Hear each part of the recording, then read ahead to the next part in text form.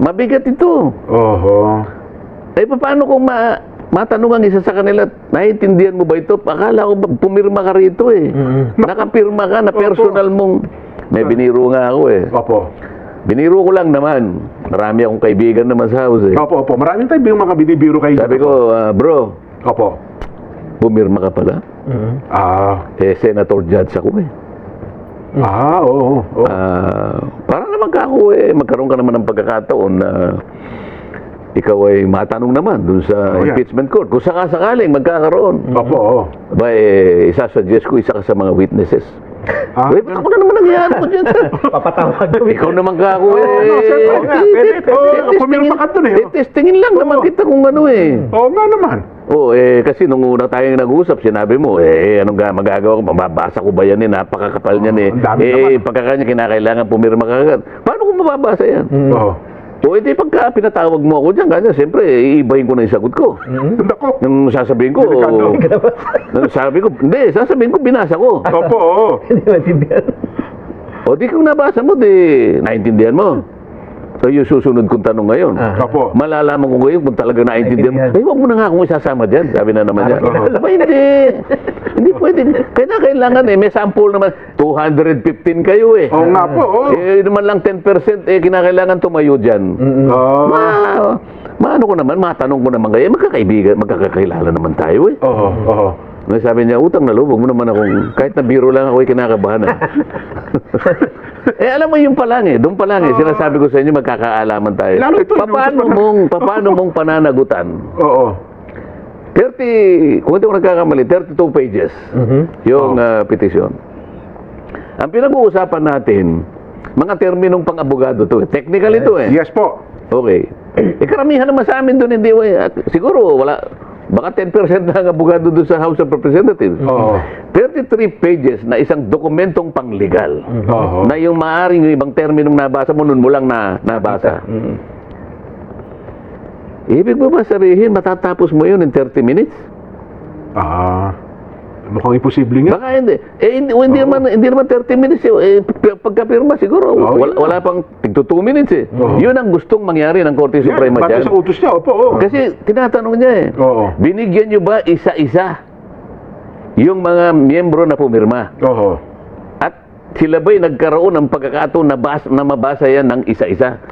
Kasi nabasa ko nga kanya, hindi ko naman naintindihan. Di ba usapan pa yun? Itong isa naman, nabasa ko. Naintindihan mo? Kanya ganun. Opo. So, paano kung iba yung pagkakaintindi mo? Iba pala ang tama. Oo nga naman. Hindi ba nga abogado na nga ito, mag-aaway pa sila. Parehong abogado yun eh.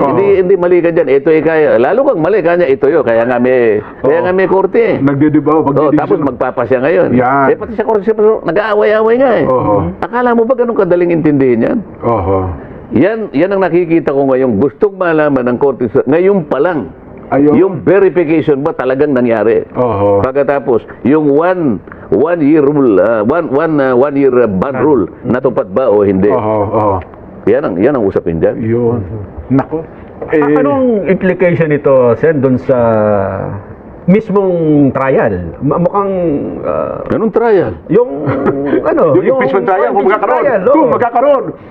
Para kasi... Huwag ka magtatanong ng hindi mangyayari. Parang in respect to, in respect to Supreme Court, dapat hindi ka muna... Kasi di ba? Inimbestigahan pa nila eh. Hindi, pabayaan mo sila dyan. Basta tanging ng Korte Suprema, gumawa ng sariling order. Yun palang ibig. Di ba? Ito, Jen, Sen, ito ang pinakamainit na balita ngayon. Wala dyan sa script natin. Ano ba yan? Ito ay pwedeng impeachment ito eh. Malaki implication sa impeachment nito. Impeachment na naman? Ito po yung notice na Supreme Court unbanked, Sen. Galing ng Korte Suprema? Yes. Kasi di ba maraming ipinail na mga petisyon ang iba't ibang grupo nagpapail eh. Pati si BP Sara nagpail yata. Ang utos po, kailan niyang lumitaw? Ito po ay nilabas ngayon lang hapon. Ngayon lang? Opo. Pero ito yung resolution, may date siya na July 8. Pero ngayon lang nilabas? Ngayon lang po inilabas. Kasi 11 pa lang po ngayon eh.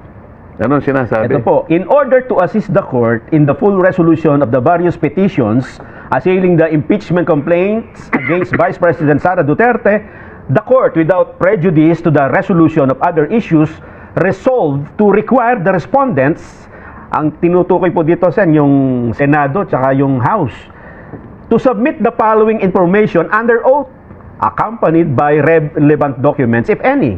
A. The status of the first 3 complaints filed by private citizens. B. The exact dates on which the complaints filed by the private citizens were endorsed by a member or members of Congress. C. As to the complaints filed by private citizens, whether the Secretary General possesses discretion on when to transmit to the Speaker of the House of Representatives any impeachment complaint properly endorsed by a member or members of Congress. D. As to the complaints filed by the private citizens, the basis and authority of the Secretary General to refuse the transmittal of the complaints for impeachment to the Speaker of the House of Representatives for inclusion in the order of business within 10 session days from the time it was properly endorsed by a member of the House of Representatives. E. As to the complaint filed by the private citizen, and regardless of the legal position of the respondents, the number of session days that lapse from the time the complaints were properly endorsed by a member of the House of Representatives to its transmittal to the Speaker of the House of Representatives and its inclusion in the order of business. F. As to the articles of impeachment transmitted to the Senate, which office or committee prepared the draft of articles of impeachment and when it was completed. G. As to the articles of impeachment transmitted to the Senate, when it was circulated to the members of the House of Representatives and whether it was circulated to all the members of the House of Representatives. H. As to the articles of impeachment transmitted to the Senate, when it was circulated to the members of the House of Representatives, whether it was accompanied by the evidence for each article charged, or if there was a committee report for the information of the members to decide on whether to endorse or not. As to the evidence supporting each and every article, whether Vice President Sara Duterte was given the opportunity to be heard on the evidence shared with the members of the House of Representatives. J. As to the articles of impeachment transmitted to the Senate, whether each of the members of the House of Representatives had time to peruse the charges and the evidence before affixing their consent. And pinakahuli, K. As to the articles of impeachment transmitted to the Senate, when it was included in the order of business of the House of Representatives for consideration by the entire plenary. The respondents are given non-extendable period of 10 calendar days from receipt of this resolution within which to respond. Nako, Ayan po. Oho. matindi. Oho. Matindi. Ano po bang ibig sabihin ng ano yun ng Supreme Court? Alam mo, dalawang bagay ang tatamaan dyan.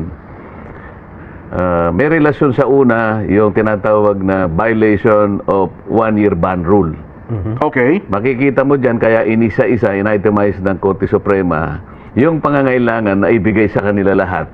Under oath, ha? Opo. Oh, yung ikalawang bahagi, pupunta dun sa pupunta dun sa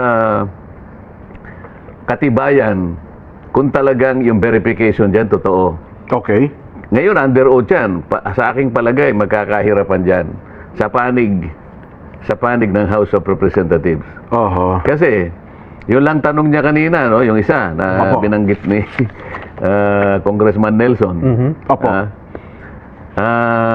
Sinasabi, kailan na nailagay sa order of business yung unang tatlo Opo. na in-endorse na impeachment complaint na isinulong ng private citizens. Ang pinag-uusapan dito, Jen, yung December 2, in December 4, at saka in December 19.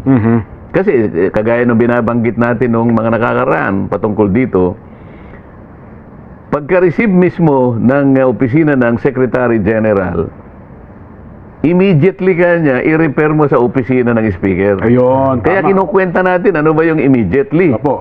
Sa lalong madaling panahon Sa dapat. aking pagkakaalam, sa mabilis na paraan, sa madaling pagkakataon, ano pa yung ibang synonym ng immediately? Agad-agad. Agad-agad. Opo. Karaka-raka, Karaka, o yan. Hindi ba hapon Opo. yun? Oo nga po. Parang hapon no eh. Oh. Ha? Padalos-dalos mong ibigay. Parang gano'n, ha? Mamadali. Basta bilisan mo. Ibig sabihin, huwag kang magpatumpik-tumpik. Aha. Huwag mong tatagalan. Huwag kang kukupad-kupad. Yan ang Oo. ibig sabihin nun eh. Immediately. So, kailan mo ni-repair? Kaya meron siyang tanong dyan, binabasa ko eh. Oo. Meron ba kanyang discretion? Yung Secretary General, para yon ay kanyang ibinbin. Oo nga pala, Kanyang, oo nga, oo. kanyang Kailan itatransmit? ipitin muna. Oo. Parang tutulugan niya muna at hindi niya muna ibibigay sa opisina ng Oo nga. Kasi parang inipon niya muna ho, Sen, di ba? ang sagot doon hindi, wala kang discretion. Walang kapangyarihan yung SecGen. Ang SecGen is the highest administrative officer of the House of Representatives. Okay. Wala siyang discretion. Opo. Ang kanyang trabaho is ministerial in character. Ano ibig sabihin? Kung ano yung nakalagay doon, yun lang ang gagawin mo. Katibayan yun ng rules ng rules ng impeachment eh. Pinagtibay yun eh. Opo. Hindi basta-basta yun. Hindi mo po pwedeng teka muna, bukas ko na ang ibig sabihin ng immediately, kaagad mong ibigay. Opo. Huwag ka nang mag-isip na kasi wala ka naman dapat isipin pa eh. Pag nakita mo na yun ay verified, yun naman, kaya napakadali naman, may checklist kung anong verification. Napakarami niyang abogado doon na mag-a-advise sa kanya, o palagay mo ng isang araw. Isang araw. Opo. Siguro naman sa loob ng isang araw, mga ilang pahina lang naman yun, bubusisin, o ito ba'y na-verify? Pag verified kasi, talagang may nagnotaryo, tiningnan kung yung forma, nandiyan ba yung forma, may cause of action ba, may ganito. O sige, i-repair na natin. Ayun. Paano ngayon sila magbibigay ng under oath na sagot sa mga requirements na yun ng Korte Suprema? Wala nga siyang discretion eh. Ministerial. Lilitaw ngayon dito na yung Secretary General, kauna-unahan, hindi niya ginanap at tungkulin niya. Lalong-lalo na yung December 2. Doon nagsimula eh. Yun ang una eh. Alam mo, kaya ito, nadinig mo dyan. Opo. Hinahanapan ilang session days. Kasi ganito yan, Jen. Halimbawa, ngayong araw na to, nag-session tayo. Opo. Pero hindi naman siya nag-adjourn. Sabi niya, suspend lang. Suspend. Opo. Sabi niya, magsasalita yung presiding officer. Session is suspended until tomorrow at 3 o'clock in the afternoon. So, bukas, hindi pangalawang session yun, kasama pa rin sa per session. Kahit na inabot tayo ng 3 weeks, sinususpend natin, after 3 weeks, 1 session lamang yun. One session, tama. Ngayon, bibilangin ngayon yun. Ngayon, alam ko merong isang session doon na nagtagal talaga. Kasi makikita mo yung tagal, kunin mo yung journal. Ayun, doon makikita So, yun. kapag ka nakita doon na bakit kinakailangan ninyong isuspend? Kasi technique ito eh. Tingnan ninyo, 3 weeks kayong nag-session pero it is only considered as 1 session day. Ibig sabihin, pinatulog. Tama. Bibilangin. Ito ngayon, ang mabigat. O hindi nila mapapalito na merong discretion yung ano. Talagang hindi ni-repair eh. Kasi kailangan ibigay mo kinukuha yung mga dates eh. Yun na nga, oo. Kailan mo ni-repair? Kasi mula doon sa pagkaka-repair, huwag natin pag-usapan yung December 4, December na. Kasi yung pinaka-crucial dito yung December 2. Yun ang kauna-unahan. Yung kauna-unahan po na i-file. Tama. Steps yun eh. Steps. Oo. Una, Secretary General is supposed to immediately refer it to the office of the Speaker. Kasi pag tinanggap ng Office of the Speaker, ang Office of the Speaker naman, ministerial din ito. Ministerial din. Opo. Wala siyang discretion. Tatawagin niya yung majority leader. Ito yung chairman ng Rules Committee. I-include mo kaagad, hindi naman kaagad, within 10 session days. Ngayon, kung mo yung December 2, kung may plano na sila doon, ipitin nyo kanya halimbawa, kaya nga magtatagal sila eh. So, kahit na isang buwan tayong nag-session, sinuspindi lang, walang nag-adjourn. Walang nag-adjourn, opo. Napatulog nila ngayon. Yun ang dahilan kung bakit hindi na-aktuhan in December 2, December 4, and December 19. Hinintay nila yung February 8, February 5. February 5, yes po. Mag-a-adjourn na kami noong February 5. Doon dali-dali nilang nilagay. Ngayon, hinahanapan dito sa order ng Korte Suprema. Sabi niya, Binigyan ba sila ng kopya lahat sila Opo. ng mga members na pumirma? Binigyan ba sila ng pagkakataon na mabasa? Binigyan ba sila ng mga material ng ebidensya kalakip ng every article of Yes. impeachment na kalagay Nako. diyan? Whether it was accompanied by evidence. Magkakaalaman na dito eh. Oho. Eh, ang dami daw pumirma dun, hindi nakita yung unang Oo. pahina.